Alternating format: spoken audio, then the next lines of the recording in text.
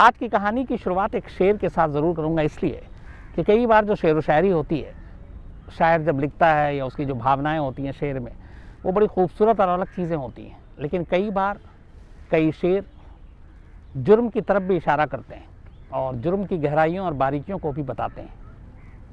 ये आज की कहानी के हिसाब से जो शेर मैं सुनाने जा रहा हूँ बिल्कुल परफेक्ट बैठता है, और क्यों बैठता है ये मैं आगे जब आपको बताऊँगा आपको खुद एहसास हो जाएगा।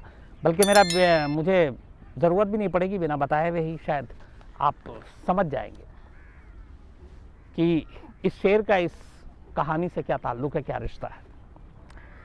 तो शेर कुछ ये है कि बंद करता है अक्ल की आंखें इश्क जब वारदात करता है। बंद करता है अक्ल की आंखें इश्क जब वारदात करता है। अब इस कहानी को सुनिए और इस शेर को आप अपने आप इस कहानी के साथ रिश्ता जोड़ लेंगे। बात इसी साल की है, 7 अगस्त 2020। उत्तर प्रदेश में एक जगह है मुरादाबाद। दोपहर का वक्त था।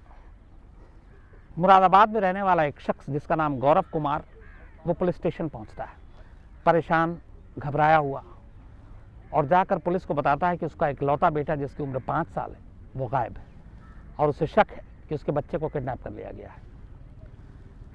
पुलिस उसकी बात को गंभीरता से लेती है, और उसकी वजह ये थी कि यूपी में हाल के वक्त में कई ऐसी किडनैपिंग के केसेस हुए जिसमें कुछ को मार दिया गया, कुछ का सुराग नहीं मिला, कुछ को बड़े ऑपरेशन के बाद छुड़ा लिया गया, रिहा करा लिया गया, और ये सारी खबरें मीडिया में बड़ी सुर्खियों से छपती हैं। तो मुरादाबाद पुलिस को भी लगा कि कहीं ये मामला इस तरीके से मीडिया में तूल ना पकड़े और पता नहीं क्या हो। तो पुलिस भी हरकत में आई, फ़ौरन रिपोर्ट लिख के बच्चे के घर जाती है। पुलिस की टीम बच्चे के घर पहुंचती है, वहां जाकर ज़्यादा छानबीन और पूछताछ करती है। तो जो पूरी कहानी थी वो ये थी कि वो बच्चा दिन में पास की एक दुकान में गया, 5 साल की उम्र थी, घर के पास ही एक दुकान है, और उसके बाद वो घर नहीं लौटा। अब पुलिस बच्चे के माँ बाप से पूछती है, तो पहली चीज़ बड़ी हैरान ये करती है कि अब बच्चे के बारे में कि ढूंढना है तो बाहर के लोगों को इन्फॉर्म करना है, तो पता करना पड़ेगा कि बच्चे का हुलिया क्या है, बच्चा क्या पहने हुआ था। बच्चे की तस्वीर तो मिली, लेकिन उसका हुलिया क्या, उस वक्त क्या पहन कर गया हुआ था। माँ कुछ और कपड़े बता रही है, बाप कुछ और कपड़े बता रहा है। तो ये भी था कि शायद दोनों बेहद घबराए हुए हैं, इकलौता बेटा है उनका, सिर्फ 5 साल उम्र है, तो उनके ऊपर क्या बीत रही होगी। खैर, पुलिस ने अपना काम करना शुरू किया। पुलिस ने सबसे पहले उस मोहल्ले की तहकीकात की और पता किया कि वो बच्चा कहाँ कहाँ जा सकता था। घर के आसपास की जितने भी सीसीटीवी फुटेज थे, पुलिस ने उन सीसीटीवी कैमरे को खंगालना शुरू किया।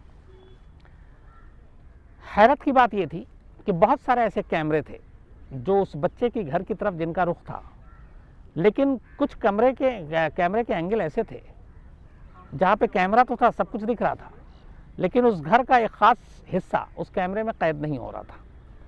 और ये देखकर पुलिस को लगा कि जो भी इसके पीछे है, या तो उसे पता है कि कैमरे कहाँ कहाँ लगे हुए हैं और किस किस कैमरे की जद में वो आ सकता है और किस किस के में नहीं आ सकता है। खैर, ढूंढते ढूंढते बड़ी मुश्किल से एक दुकान वहीं घर के पास, उस दुकान के सीसीटीवी कैमरे में ये बच्चा दिखाई दे जाता है। बच्चा दिखता है, उस दुकान तक आया, माँ बाप ने सही बयान दिया था, और दुकान से वो अपनी घर की तरफ जा रहा है।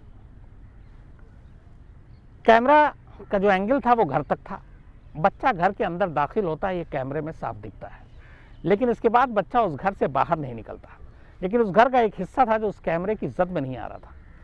तो अब पहली चीज़ हैरान करने वाली ये थी कि एक बच्चा किडनैप हुआ, बच्चे का सीसीटीवी कैमरा मिला, लेकिन वो घर तक तो जाता हुआ दिखाई दे रहा है, उसके बाद घर से बाहर किसी कैमरे में वो है नहीं। तो क्या घर के अंदर कोई बच्चा किडनैप हो सकता है? ये बड़ा सवाल था। अब पुलिस ने तफ्तीश शुरू की, लेकिन पता चला कि नहीं, ऐसा कुछ नहीं है। अब बाकी हाथ खाली, पुलिस फिर भी लगी हुई है। कुछ घंटे बीतते हैं। इसके बाद अचानक जो बच्चा है 5 साल का ध्रुव कुमार, उसके डैडी यानी गौरव कुमार के मोबाइल पर एक नंबर आता है, और ये नंबर 11 डिजिट का था। और फ़ोन करने वाला कहता है कि उनका बेटा हमारे कब्जे में, हमने उसे किडनैप किया है, 30 लाख रुपए आप फिरौती दे दो, वरना बच्चे को मार देंगे, और अगर आप पुलिस के पास गए तो भी बच्चे को मार देंगे।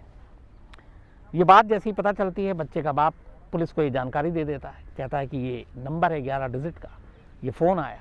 पुलिस भी उस नंबर को देखती है, ट्रेस करती है, कोई फ़ायदा नहीं, क्योंकि वो कॉल जो किया गया था वो फ्री कॉलिंग ऐप से किया गया था। फ्री कॉलिंग ऐप में पता नहीं चलता कॉल करने वाले ने कहाँ से किया, क्या किया। लेकिन पुलिस फिर भी फ़ोन को सर्विलांस पे रखे भी है।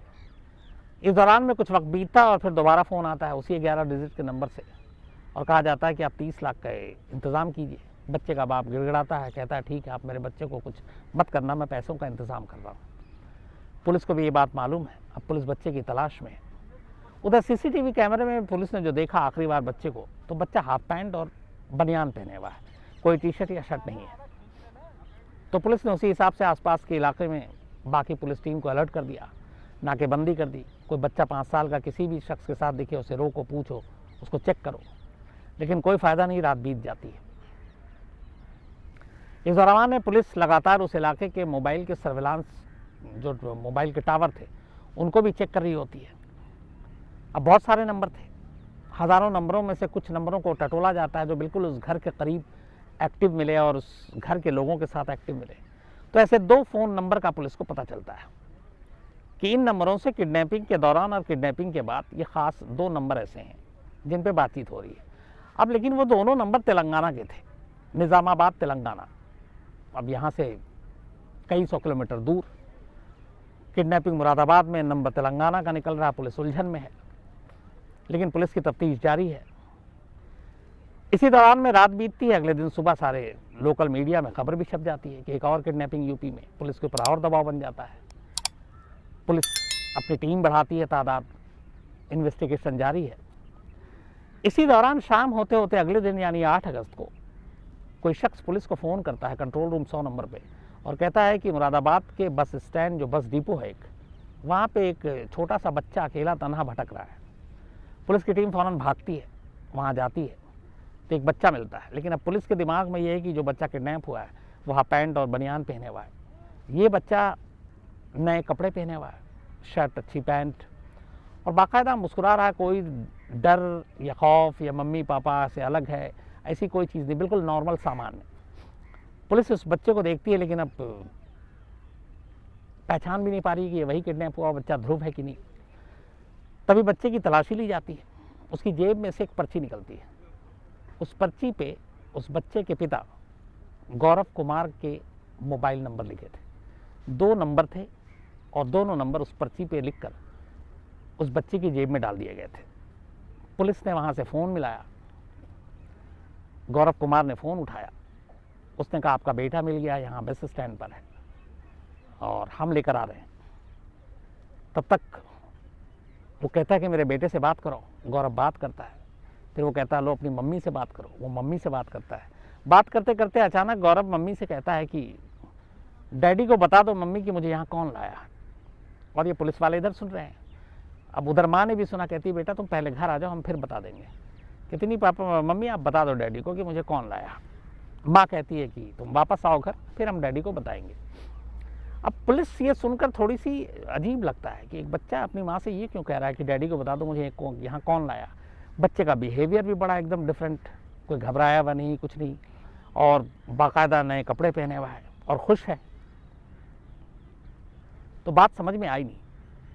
इधर 2 नंबर जो निज़ामाबाद के मिले थे, पुलिस उसको ट्रेस कर रही थी और उन नंबरों के ज़रिए उस नंबर के मालिक का पता चला, उनका पता भी मिल गया। हैदराबाद पुलिस को, निज़ामाबाद पुलिस को तेलंगाना में इन्फॉर्म किया गया, उस घर पे भेजा गया।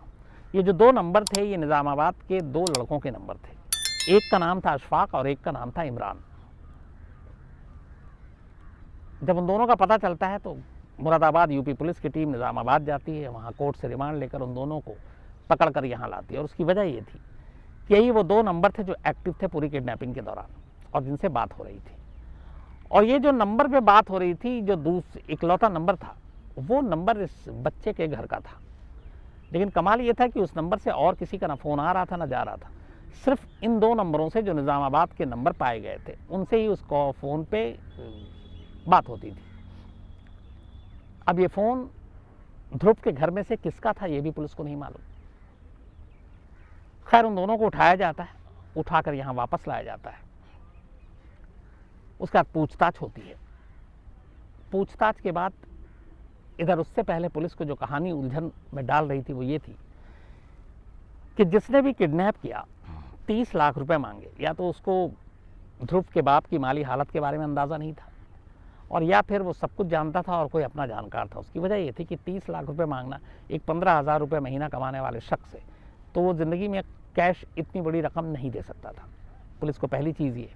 दूसरी चीज़ ये कि पुलिस को ये था कि बच्चा जिस तरीके से दुकान से घर आया और उसके बाद गया, किसी ने शोर शराबा, किसी को जबरन बच्चे को उठाते हुए कोई भी विटनेस नहीं सामने आया, तो उससे ये भी पता चला कि जिसने भी बच्चे को उठाया है वो बच्चे का जानकार है और बच्चा खुशी खुशी उसके साथ गया है। तो ये सारी चीज़ें इशारा कर रही थी कि जो भी किडनैपर है वो कोई अननोन या अनजान नहीं है, बल्कि इस बच्चे का जानकार है। लेकिन कौन है, इस सवाल का जवाब नहीं मिल रहा था। इसके बाद पुलिस उन दोनों लड़कों को लेकर आती है, उनसे पूछताछ होती है, उन्हें बताया जाता है कि तुम्हारा ये नंबर है, ये सारी चीज़ें हैं।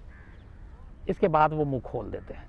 जब मुंह खुलता है उनका, उसके बाद जो पूरी कहानी आती है वो कहानी कुछ ही होती।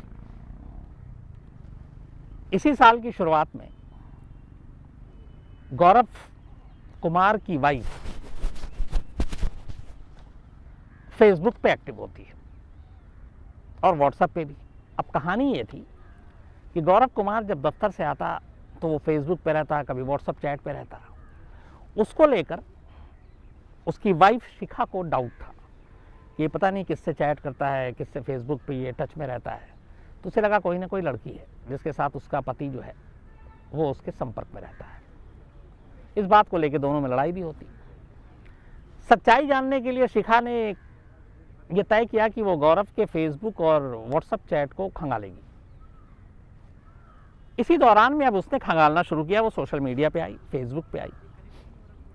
अब फेसबुक पे आने के बाद धीरे धीरे वो अपने पति की जो जासूसी करने के लिए आई थी, सच जानने के लिए आई थी, इसी दौरान वो अपना भी एक प्रोफाइल बनाती है और फेसबुक पे आ जाती है, ये सोचकर कि इसके ज़रिए पति का राज पता करेंगे। और सेम उसी तरीके से वो अपना फेसबुक पे एक्टिव होती है। पति का राज तो पता नहीं चलता। इस दौरान एक शख्स शिखा को फेसबुक रिक्वेस्ट भेजता है, शिखा उसको एक्सेप्ट कर लेती है। इसके बाद धीरे धीरे दोनों की फेसबुक पे दोस्ती हो जाती है। दोस्ती धीरे धीरे थोड़ी लंबी खिंचती है। उसी फेसबुक पे फिर दोनों नंबरों का आदान प्रदान करते हैं। फिर अब वो दोनों मोबाइल पे चैट करते हैं। अब वो व्हाट्सएप पे आ गए फेसबुक से, और करते करते इन दोनों में प्यार हो गया। तो पति की जासूसी करने के लिए पत्नी सोशल मीडिया पे आई, लेकिन उसी सोशल मीडिया पे पत्नी को एक और शख्स से प्यार हो गया। उस लड़के का नाम था अशफाक, जो निज़ामाबाद तेलंगाना का रहने वाला था। अब जब प्यार हुआ तो उसके बाद ये हुआ कि मिलना भी है। दूरियां काफ़ी थी यहाँ से, यूपी और निज़ामाबाद में। तो अशफाक शिखा से वादा करता वो आएगा। वो आता है मुरादाबाद, बाकायदा फिर दोनों की मुलाकात होती है। इसके बाद कुछ दिन के लिए वो उसी के एक रिश्तेदार का घर वहाँ से जो 15 मिनट की दूरी पे था वो किराए पे लेता है और 15 दिन वहाँ रहता है। जब गौरव अपने दफ्तर चला जाता तब शिखा और ये दोनों मिलते और ये मुलाकात का सिलसिला चलता रहा। फिर वो वापस चला गया। इसके बाद इनकी चैट पे लगातार बातचीत होती रही। अब दोनों के रिश्ते इतने नज़दीक आ गए थे और बीच में एक ऐसी चीज़ आ गई थी कि अब इस रिश्ते को किसी अंजाम तक पहुंचाना था। हुआ ये कि जिस जगह पे, जिस घर में शिखा और गौरव अपने 5 साल के बेटे ध्रुव के साथ रह रहे थे, वो घर शिखा की नानी का था। और उन्हें यह था कि नानी, और वो घर की कीमत थी करोड़ों रुपए, कि नानी घर में से कुछ हिस्सा उसे भी देंगी। लेकिन नानी ने वो घर अपनी बेटी के नाम कर दिया, यानी शिखा की मौसी के नाम। शिखा को इससे बड़ी तकलीफ पहुंची। उधर गौरव भी, शिखा का पति, इन दोनों में भी झगड़ा होता था। उसे भी उम्मीद थी कुछ हिस्सा मिलेगा, कुछ पैसे आ जाएंगे। नहीं मिला तो वो अब शिखा को ताना देने लगा। दोनों में लड़ाई चलने लगी। इधर शिखा की जो मौसी थी वो ध्रुव को बहुत प्यार करती थी, क्योंकि उनका इकलौता बेटा था। जब अशफाक निज़ामाबाद से मुरादाबाद आता और अलग रहता, और जब उसके पिता गौरव ऑफिस चले जाते, तो शिखा फिर अब खुद तो मिलती ही मिलती, उसने ध्रुव से भी मिलाना शुरू कर दिया। ध्रुव अशफाक को पहचान गया और अशफाक उसका काफ़ी ख्याल रखता, उसको पिज़्ज़ा खिलाता, उसको नए नए खिलौने दिलाता, कपड़े दिलाता। तो वो उसके बेहद करीब आ गया और बहुत मानने लगा। इस दौरान में ये घर की भी कहानी आ गई। अब जब घर में कोई हिस्सा नहीं मिला तो शिखा को और भी दिल टूट गया। इधर पति से लड़ाई हो रही थी, डेली की खिचखिच। उसने कहा इन सारी चीज़ों से कहीं दूर निकलना है और अशफाक से मोहब्बत। और उसने कहा कि अब ध्रुव के साथ वो निकल लेगी और अशफाक से शादी करके ये तीनों अपनी नई ज़िंदगी बसाएंगे और गौरव को छोड़ देंगे। बट कैसे? उसी के बाद ये प्लान बनाते हैं कि काम करते हैं कि ध्रुव को किडनैप करवा देते हैं। और ये माँ है जो अपने सगे बेटे का किडनैप का प्लान कर रही है। अशफाक को बोलती है वो, कहती है कि अगर ध्रुव का किडनैप हुआ तो इसकी मौसी इसे बहुत प्यार करती हैं। करोड़ों रुपए की जो जायदाद है जिस घर में वो रह रही है, नानी ने उसके नाम कर रखा है, तो अगर हम रैंसम मांगते हैं तो इस घर को बेच के पैसे दे देगी, क्योंकि ध्रुव से उसे इतना प्यार है। मतलब एक मौसी के ऊपर वो दाव खेल रही है कि एक मौसी को उसके अपने बेटे से इतना प्यार है कि वो घर बेच के पैसे दे देगी, और एक माँ अपने बेटे को किडनैप कराने की पूरी प्लानिंग करा रही है। अशफाक मान जाता है। इसके बाद वो एक मोबाइल देता है ख़रीद कर शिखा को, और कहता है कि जब मैं किडनैप करने आऊँगा उसके बाद हम लोग इसी नंबर पे ही एक दूसरे के टच में रहेंगे। और वो उसी हिसाब से फिर प्लानिंग तय होती है। 5 अगस्त को निज़ामाबाद से एक कार हायर करता है अशफाक, और उस कार का ड्राइवर था इमरान, और ये दोनों मुरादाबाद निकलते हैं बाई रोड। सोचिए आप, निज़ामाबाद से, और वो पूरा राजस्थान, MP ये सब ट्रैवल करते हुए 5 अगस्त को चलते हैं निज़ामाबाद से, और 7 अगस्त की सुबह ये दोनों मुरादाबाद पहुंचते हैं। मुरादाबाद के बस स्टैंड के ग्राउंड में दोनों कार लगा देते हैं। उसके बाद वो उस नंबर पे फ़ोन करता है। इस दौरान में रास्ते में जब ड्राइवर ने पूछा कि आप इतनी दूर बाई रोड क्यों जा रहे हो अशफाक से, ड्राइवर इमरान ने, तो उसने बताया कि एक मेरा दोस्त है मुरादाबाद में, उसके बेटे को घुमाने के लिए दिल्ली ले जाना है, तो मैंने वादा किया था इसीलिए मुझे मुरादाबाद जाना है। इसके बाद ये मुरादाबाद पहुँच गए। दिन में शिखा उसी बस स्टैंड पर जहाँ पे कार लगाकर ये बैठा हुआ था अशफाक, मिलने आई। दोनों में मुलाकात हुई। थोड़ी देर के बाद शिखा चली गई। ड्राइवर चूँकि 2 दिन से ड्राइव कर रहा था, थका हुआ था, वो सो रहा था।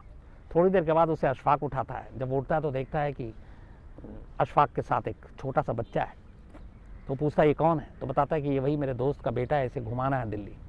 फिर वो गाड़ी में बैठाता है और दोनों उसके बाद वहाँ से नोएडा आते हैं। नोएडा में एक गेस्ट हाउस लेते हैं, ओयो गेस्ट हाउस बुक कराते हैं, और प्लान ये था। उसके बाद वो फ़ोन करता है कि रैंसम मिलेगा, उसके बाद छोड़ देंगे और चला जाएगा।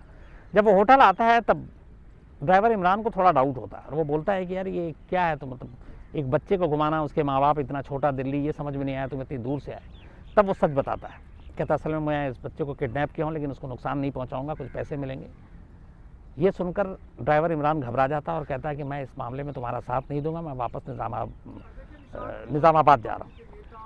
और वो उसी वक्त गाड़ी में बैठता है और निकल जाता है अशफाक को छोड़कर नोएडा के गेस्ट हाउस में। इधर उसी फ़ोन से रात को अब फ़ोन आता है शिखा का अशफाक के पास, और शिखा कहती है कि यहाँ गड़बड़ हो गया, पुलिस की टीम आ गई और पुलिस ने केस दर्ज कर लिया, और मीडिया के लोग भी आ गए मेरे घर।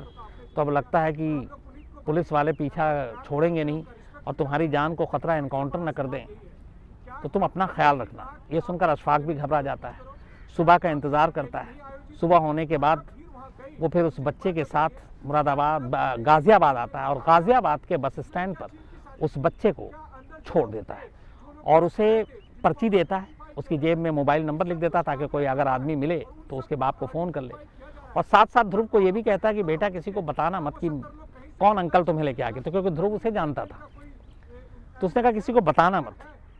तो वो भी बड़ा खुश, उसको रात को होटल में पिज़्ज़ा भी खिलाया, प्यार से रखा, और चूँकि पहले से जानता था तो घबराने की कोई बात नहीं थी, बल्कि ज़्यादा ही खुश था ध्रुव घर से बाहर निकल कर। तो वो डर के मारे अगले दिन बस स्टैंड पर उसको छोड़कर, और उसके बाद इस दौरान में दूसरी तरफ ये हुआ कि ड्राइवर इमरान यहाँ से निकलता है, लेकिन उसकी गाड़ी ख़राब हो जाती है, और ये राजस्थान के पास ही पहुँचा था कि उसकी गाड़ी को बनाने में वक्त लग रहा था। तब तक अशफाक उसे फ़ोन करता है, कहता है यार बहुत दूर है, मैं भी तुम्हारे साथ वापस चलूँगा, मैंने बच्चे को छोड़ दिया है, तो अब कोई घबराने और डरने की बात नहीं है, मैं उसको वापस उसके घर पहुँचा दिया हूँ। तो इमरान को लगता है कि चलो इसने पहुँचा दिया इसलिए कोई बात नहीं, तो कहता मैं राजस्थान में, तुम किसी चीज़ से यहाँ तक आ जाओ, फिर हम साथ चलेंगे। अशफाक वहाँ से निकलता है, राजस्थान तक पहुँचता है। राजस्थान में फिर ड्राइवर उसे मिलता है, दोनों उसी गाड़ी में बैठते हैं और निज़ामाबाद चले जाते हैं। ये सारी कहानी यहाँ तक थी। उसके बाद उस नंबर से जो घर में कॉल किया था, जिसको शिखा को लेके दिया था, उस नंबर और उस सर्विलांस के ज़रिए जो 2 नंबर मिले थे, वो दोनों नंबर अशफाक और इमरान के थे। चूँकि तेलंगाना के नंबर वहाँ पे एक्टिव थे, इसलिए पुलिस को डाउट हुआ। उन नंबरों के ज़रिए पुलिस अशफाक और इमरान तक पहुँची, निज़ामाबाद तेलंगाना, और उनको उठाकर यहाँ लाई, और उसके बाद इस तरीके से पूरी कहानी सामने आई। तो कुल मिलाकर जब कहानी सामने आई तो किसी को भी ये यकीन नहीं हो रहा था कि एक किडनैपिंग जिसको लेके पूरा मोहल्ला सोगवार था, सबकी हमदर्दी थी, उस किडनैपिंग में कोई और नहीं, बल्कि उस 5 साल के बच्चे की अपनी सगी माँ शामिल थी। इसके बाद पुलिस तीनों को गिरफ्तार करती है। हालांकि यहाँ पे इमरान का केस थोड़ा सा कमज़ोर था, क्योंकि जो बयान थे खुद अशफाक के भी वो ये कि उसे पता नहीं था कि वो यहाँ तक क्यों आया। हाँ, जब बच्चे को उठाया तब उसने उस रात उसको जब सच्चाई बताई तो वो उसे छोड़कर चला गया। लेकिन फिर जब उसने कहा कि मैंने बच्चे को छोड़ दिया, रिहा कर दिया, तब वो उसको वापस अपने साथ ले गया। लेकिन फिर भी पुलिस ने उसके खिलाफ भी मामला दर्ज किया। शिखा, अशफाक और इमरान तीनों को गिरफ्तार कर लिया गया। तीनों के खिलाफ चार्जशीट दाखिल की गई और ये मामला अब अदालत में जाएगा। चूँकि ये अभी अगस्त का मामला है, करीब 5 महीना पुराना। तो अब कोर्ट में क्या होता है ये आने वाले दिनों में पता चलेगा। तो जैसा कि आपको शुरू में मैंने कहा था, जो आपको मैंने पूरा शेर सुनाया और फिर बताया कि किस तरीके से इस शेर और इस क्राइम का रिश्ता था, तो अगर आपको दोहरा दूं फिर से, और इस गौरव कुमार के नाम पे जो पिता है वो भी अपने आप को कैसा ठगा हुआ सा महसूस किया, क्योंकि घर में ही एक बेटे का किडनैप होता है और घर की ही पत्नी उसके किडनैपिंग में शामिल है। तो बंद करता है अक्ल की आंखें इश्क जब वारदात करता है। तो यहाँ इश्क हुआ और उस इश्क ने वारदात भी करवा दी और आंखें भी बंद कर दी, अकल भी चली गई। और मिला क्या? वो न पैसे मिले, न दोनों को मंजिलें मिली, बल्कि अब रिश्ते भी ख़राब हो गए पति पत्नी में और जेल भी जाना पड़ा। किडनैपिंग का मामला दर्ज हुआ, क्योंकि चाहे वो बेटा हो या कोई हो, आईपीसी के तहत मामला है तो है, और किडनैपिंग का दर्ज मामला हुआ है और बाकायदा इसमें चार्जशीट अब दाखिल हो चुकी है, क्योंकि 3 महीने से ज़्यादा हो चुके हैं। तो ये थी कहानी, किडनैपिंग की एक ऐसी कहानी जिसकी पूरी साजिश और किसी ने नहीं बल्कि एक बच्चे की अपनी सगी माँ ने रची थी। अब मैं कहानी का खात्मा करूं उससे पहले कुछ लोग